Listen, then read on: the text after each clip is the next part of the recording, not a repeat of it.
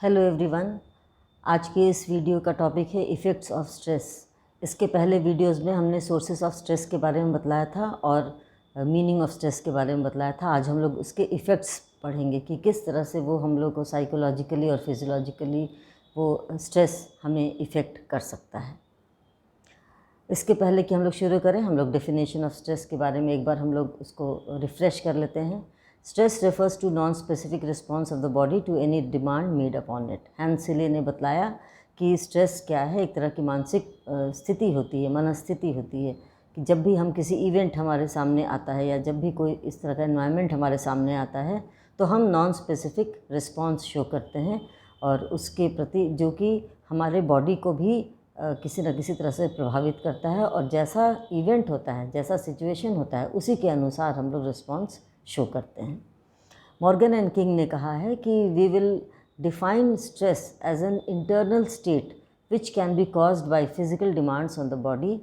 जैसे कि disease condition, exercise, extremes of temperature and the like, और by environmental and social situations which are evaluated as potentially harmful, uncontrollable और exceeding our resources for coping. इसका मतलब ये होता है कि एक तरह का इंटरनल स्टेट होता है, यानी आंतरिक स्थिति होती है स्ट्रेस, जिसको कि मॉर्गन एंड किंग ने कहा है, और जो कि किसके चलते कॉज के उसका कारण क्या होता है, physical demand on the body, यानी कि अगर समझ लीजिए हमारे शरीर में किसी तरह का कोई प्रॉब्लम है, चाहे तो बीमारी है, चाहे एक्सेसिव एक्सरसाइज कोई कर लिया है, कोई टेम्परेचर बहुत एक्सट्रीम टेम्परेचर है उसके चलते भी, या इस तरह का कोई भी फिज़िकल कंडीशन होता है तो उसके चलते ये कॉज हो सकता है, या फिर एनवायरमेंटल कारण या सोशल कारण के सिचुएशंस के चलते भी स्ट्रेस हो सकता है। और उससे क्या होता है कि वो इतना हार्मफुल होता है, इतना अनकंट्रोलेबल होता है कि वो और इतना ज़्यादा एक्सीड कर जाता है कि हमें कोपिंग में काफ़ी प्रॉब्लम आ जाती है, यानी कि एडजस्ट करना हमें बहुत मुश्किल हो जाता है अपने सिचुएशन में। अब इफ़ेक्ट्स क्या होता है, आज के मेन टॉपिक पर हम लोग आते हैं। इफ़ेक्ट्स ऑफ स्ट्रेस, यानी कि स्ट्रेस, यदि किसी व्यक्ति को स्ट्रेस होता है तो वो किस तरह से प्रभावित होता है उसका मन और उसका शरीर। तो हम लोग सबसे पहले ये जानने की कोशिश करते हैं कि स्ट्रेसर का क्या प्रभाव पड़ता है। जैसे जो ऐसा स्ट्रेसर जो कि हमें स्ट्रेस पैदा करता है हमारे मन में, अगर वो साधारण स्तर का होता है तो व्यक्ति उसके साथ समायोजन स्थापित करने में और व्यवहार ऐसा करता है ताकि वो सफलतापूर्वक अपने उसके साथ एडजस्ट कर सके। परंतु जब स्ट्रेसर बहुत गंभीर स्तर का होता है तो क्या होता है कि उसमें व्यक्ति अपने आप को समायोजित नहीं कर पाता, समायोजन स्थापित करने में वो सफल नहीं हो सकता, और तब क्या होता है कि उसका मेंटल ब्रेकडाउन हो जाता है। और जब मेंटल ब्रेकडाउन हो जाता है तो वैसी अवस्था में वो जो क्षति जो पहुंचता है उसको कहते हैं डीकम्पेंसेशन। और इसी तरह से जो हम लोग देखते हैं कि जो जनरलाइज्ड जो इफ़ेक्ट्स होता है उसको हम लोग देखते हैं कि विभिन्न कैटेगरीज़ में उसको हम लोग बांटते हैं। सबसे पहला है इफ़ेक्ट्स ऑफ सीवियर स्ट्रेस, यानी कि जब बहुत ज़्यादा हम लोग देखते हैं कि हमारे लाइफ में बहुत प्रॉब्लम्स आ रहा है और बहुत तरह की, बिल्कुल सच्चाई है कि इफ़ेक्ट्स जो स्ट्रेस होते हैं वो हमारे जीवन में हमेशा रहते हैं, चाहे वो कम स्तर का हो या तीव्र स्तर का हो, परंतु व्यक्ति आए दिन किसी न किसी तनाव से प्रभावित होता है, उसका व्यवहार, उसकी दिनचर्या प्रभावित होती है, और हम लोग कोशिश करते हैं कि अधिक से अधिक अपने उन तनाव के साथ हम लोग समायोजित स्थापित कर लें और उसको किसी न किसी तरह से सल्यूशन उसका ढूंढ लें। परंतु जब वो गंभीर प्रकृति की होती है, जब सीवियर स्ट्रेस हो जाता है, तब उस समय कुछ ऐसे प्रॉब्लम्स आते हैं जो कि हम लोग यहाँ पर डिस्कस करने जा रहे हैं। सबसे पहला है लोअरिंग ऑफ एडेप्टिव एफिशिएंसी। इसका मतलब होता है कि समायोजन करने में या कार्य क्षमता में कमी हो जाती है। इसमें ये देखा गया है कि जब तीव्र और गंभीर तनाव से व्यक्ति के शरीर में इस तरह का परिवर्तन हो जाता है कि वो फिज़िकली भी इतना ज़्यादा लाचार हो जाता है कि क्यों लाचार होता है, क्योंकि उसके अंदर बैक्टीरिया और वायरस आदि के आक्रमण से भी होता है, और वो उससे अगर होता है बैक्टीरिया और वायरस का आक्रमण तो उससे अपने आप को बचा नहीं पाता है, यानी कि उसके अंदर वो क्षमता, अडेप्टेशन की क्षमता कम हो जाती है। और उससे क्या होता है कि मनोवैज्ञानिक स्तर पर भी काफ़ी प्रभाव पड़ता है। तो इस और मनोवैज्ञानिक रूप से ऐसे व्यक्ति क्या होते हैं कि उनका जो परसेप्चुअल क्षेत्र होता है, जो एरिया ऑफ परसेप्शन होता है, वो काफ़ी संकुचित हो जाता है और उनकी जो प्रतिक्रियाएं होती हैं, जो कॉग्निटिव रिएक्शंस होते हैं, वो भी काफ़ी रिजिड हो जाते हैं और वे लोग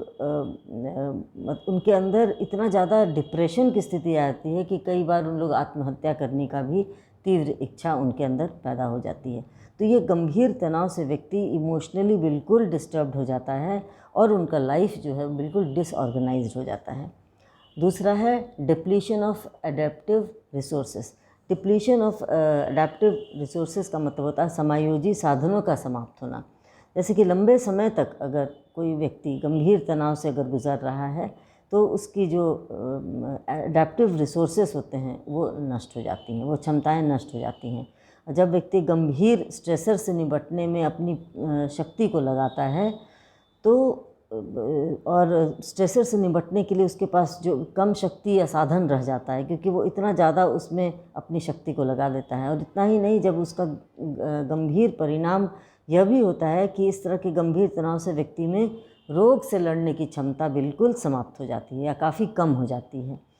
तो इसमें मनोवैज्ञानिकों ने ये भी कहा है कि जो स्ट्रेसर होते हैं, जो हमें स्ट्रेस पैदा करते हैं, उसमें कभी कभी देखा जाता है व्यक्ति में कि ओवर रिस्पॉन्सिवनेस होता है या फिर कभी कभी साइकोलॉजिकल इंसेंसिटिविटी होती है, यानी मनोवैज्ञानिक तौर पर असंवेदनशीलता। तो ये दोनों ही बातें इसमें देखी जाती है। उसके बाद है bad effects upon body system. ये तो सही बात है कि अगर हमारा बॉडी में किसी तरह का ये क्षमता ही अगर ख़त्म हो जाती है कि हम अडेप्ट कर सकें या जो वायरस और बैक्टीरिया से लड़ सकें, उसकी क्षमता कम हो जाती है, तो हमारा बॉडी सिस्टम भी काफ़ी गंभीर रूप से इफ़ेक्टेड हो जाता है। तो गंभीर तनाव से क्या होता है कि शारीरिक तंत्रों पर बुरा प्रभाव पड़ता है और उससे क्या होता है कि गंभीर तनाव के बाद अगर आराम करने से उसका प्रभाव कम हो जाता है तो ये गलत है, क्योंकि वो तनाव की स्थिति मानसिक होती है, शारीरिक नहीं होती। तो उससे क्या होता है कि व्यक्ति में बहुत तरह के बीमारी उत्पन्न होते हैं, जैसे हाई ब्लड प्रेशर होता है, डायबिटीज़ होता है, हार्ट डिजीज़ होता है, टैकीकार्डिया होता है, बहुत सारे ऐसे बीमारी होते हैं जो कि उसके चलते होते हैं।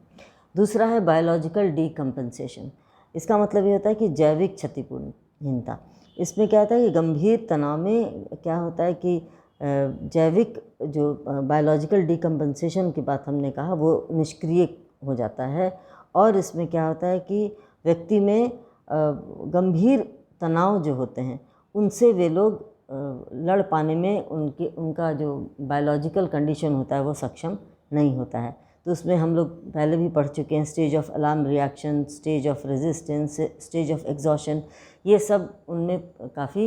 एक्टिव हो जाते हैं और हमारा जो बॉडीली रिसोर्सेस होता है उसको तनाव की गंभीरता के प्रभाव से वो कम हो जाता है। तो ये हमारे बायोलॉजिकल डीकम्पनसेशन इस तरह से देखा जाता है। उसके बाद है साइकोलॉजिकल डीकम्पनसेशन। इसमें जो मनोवैज्ञानिक क्षतिपूर्णहीनता,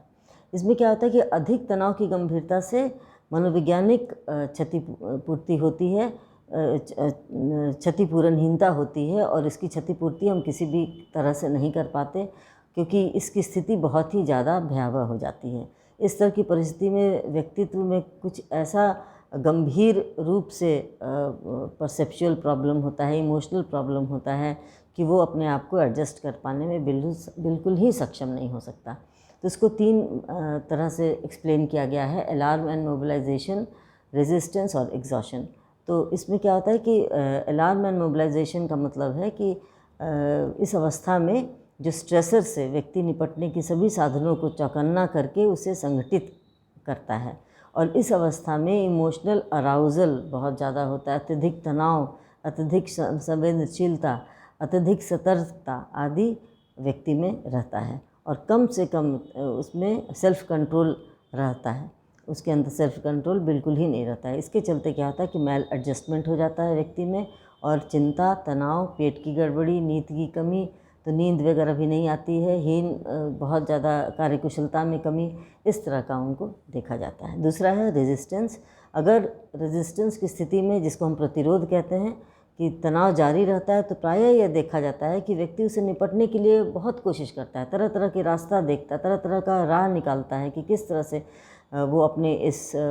स्ट्रेसर को मात दे सके, इससे निपट सके वो। तो लेकिन फिर भी जब बहुत ज़्यादा जब स्ट्रेसफुल सिचुएशन बढ़ जाता है तो उससे क्या होता है कि वे लोगों में जो ईगो, जो डिफेंसिव मैकेनिज़म्स होता है वो भी काफ़ी कम हो जाता है और उनमें बहुत ज़्यादा रिजिडिटी आ जाती है, उनके व्यवहार में रिजिडिटी आ जाती है, उनके परसेप्शन में बिल्कुल संकुचन आ जाता है, वे लोग कंट्रैक्ट कर जाता है, मतलब परसेप्शन सही तरीके से नहीं हो सकता है और तनावपूर्ण परिस्थिति में वो काफ़ी समय तक रहते रहते भी उनका जो मानसिक स्थिति होता है वो बिगड़ जाता है। नेक्स्ट है एग्जॉशन। एग्जॉशन मतलब कि जब व्यक्ति को बहुत ज़्यादा गंभीर तनाव का सामना करना पड़ता है तो उनके जो समाजयोजी जो साधन होते हैं, जो रिसोर्सेस होते हैं, वो काफ़ी कम पड़ जाते हैं, कमज़ोर पड़ने लगते हैं और इसमें मनोवैज्ञानिक विघटन होने लगता है। तब उनके अंदर तरह तरह के मनोवैज्ञानिक प्रॉब्लम्स जैसे हेलुसिनेशंस, इल्यूजन्स, मेटाबॉलिक चेंजेस जैसे चयापचयी परिवर्तन जिसको कहते हैं हम, उसमें देखा जाता है। साइकोलॉजिकल डिसइंटीग्रेशन जैसे कि मनोवैज्ञानिक असमन्वय होना, जो कम्युनिकेशन नहीं रह पाता है। तो इस तरह से ये साइकोलॉजिकली व्यक्ति बिल्कुल डिसरप्टेड या डिस्टॉर्टेड हो जाता है जब वो स्ट्रेस की स्थिति में रहता है। और लास्ट है सोशियो कल्चरल डीकम्पनसेशन। इसका मतलब होता है कि जो समाज में या जो हमारे कल्चर में, संस्कृति में ऐसा देखा गया है कि अगर समाज में किसी तरह का, समाज के द्वारा या हमारे संस्कृति के द्वारा यदि हमारे अंदर किसी तरह का स्ट्रेस आ रहा है, जैसे युद्ध है, अकाल है, बाढ़ है, भूकंप है या इस तरह की बातें होती हैं, तो व्यक्ति इतना ज़्यादा तनावग्रस्त हो जाते हैं कि उनकी जो समाजयोजी क्षमताएं होती हैं वो काफ़ी कम हो जाती हैं और इससे क्या होता है कि उनमें उनके ऑर्गेनाइजेशन पर बुरा प्रभाव पड़ता है। और ऐसी अवस्था में समाज को इस प्रकार के जो एक्सट्रीम मेजर्स को अपनाता है जिससे उसका संगठन बना रहे, ताकि उसका साइकोलॉजिकल असमन्वय जिसको कहते हैं, डिसइंटीग्रेशन की प्रतिक्रिया और आगे ना बढ़ सके। क्योंकि अगर वो रोकने की कोशिश किया जाता है लेकिन फिर भी अगर व्यक्ति उस स्ट्रेस के साथ कोप अप नहीं कर पाता है तो फिर आगे चलकर उसको काफ़ी प्रॉब्लम्स का सामना करना पड़ सकता है। तो ये समाज और हमारा संस्कृति ये भी एक कारण है जिसके चलते हमें स्ट्रेस होता है और इसमें समाज ही है जो कि हमें मदद भी करता है ताकि हम इस तरह के तनाव से मुक्ति पा सकें और अपने जीवन को सही बना सकें। तो इस तरह से हमने देखा कि इफ़ेक्ट्स ऑफ स्ट्रेस क्या होता है और फिर अगले वीडियो में हम लोग पढ़ेंगे कि हम लोग स्ट्रेस से कैसे मुकाबला कर सकते हैं, how to fight stress and how to cope with stressful situations. अगर आपको वीडियो अच्छा लगा तो इसको लाइक करेंगे और इसको कोई क्वेश्चंस होगा, कोई क्वेरी होगा तो मैसेज बॉक्स में ज़रूर पूछेंगे। धन्यवाद।